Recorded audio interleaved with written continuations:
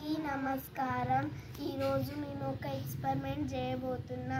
ఇది ఒక టిఫిన్ బాక్స్తో రాయిని అతికించకుండా ఎలా పైకి లేపాలో చూడండి. మనం ఫస్ట్ వాటర్ పెట్టుకొని మనము ఒక రాయికి వాటర్ చల్లుకొని దీన్ని పెట్టి మనము దీని చుట్టూ పేడ పెట్టుకొని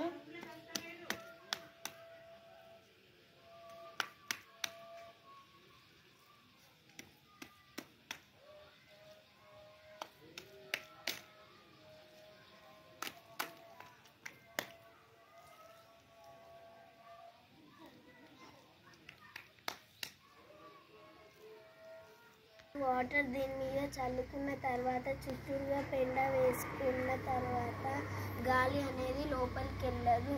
చూడండి, పైకి లేపుతున్నాం. అందరికీ బాలికల శుభాకాంక్షలు.